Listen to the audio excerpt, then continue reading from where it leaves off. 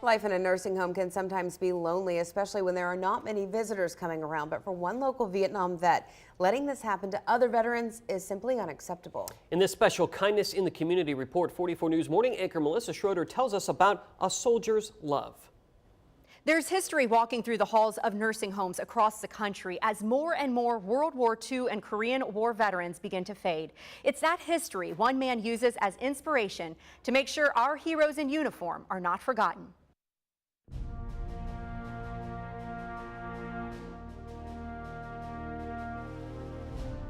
The year was 1952. Roy Pielemeyer was serving stateside during the Korean War. Decades later, in a nursing care facility, Roy finds himself once again away from home. I get very lonely. I've got a farm back home that I'd rather be there right now. While the memories slowly seem to fade away from his time in the military, Roy says he is thankful to have served his country. For him, it was an honor and a privilege. The American flag and the national anthem breaks me up. I can't sing all the way through it. It means that much to me. It's a similar story for Verlin Kenworthy, who also served during the Korean War. At 17 years old, Verlin joined the Navy Reserves. He says his memories aren't quite what they used to be, but the good ones, well, those seem to come easier. Then from Guam, we went to Saipan, and they let us go ashore there. And we played baseball and had 2 cans of beer each person, even a 17-year-old. Wow. Both men now live at Northwood Nursing Home in Jasper, strangers on other sides of the hall until destiny would have it another way.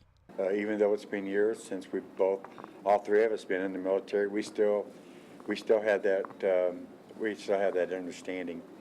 Vietnam veteran Clint Perry helped bring Verlin and Roy together. He started an organization called Veterans Visiting Veterans. Armed with a briefcase and smile, Clint made it his personal crusade to unite our war heroes and make sure they are not alone. Hey, Roy. Hello. You ready to go? In these rooms, 7 days, 24 hours a day, even though these activity departments here are really good, still you get lonely. I would. Clint travels to different parts of Indiana talking with veterans, but more importantly, he listens. Think about you guys all the time. He says the greater generation wants to share their stories. There's still some wounds, there's still some sore spots, there's still nightmares, but to make a bad day into a happy day, it's worth everything you do to make that happen. They understand things that you feel. Your feelings and so forth. And now, thanks to the help of Clint, Roy and Verlin are buddies, connected by war, bonded by a brotherhood only they can understand. It helps the day to go by faster and more interesting. Because you've got the same people around you that you were in the service with. They understand how everything is for you. As our World War II and Korean vets continue to age, many are fighting a lonely battle. But Clint says, as it was in war, it's no different now. Freedom isn't free, is it?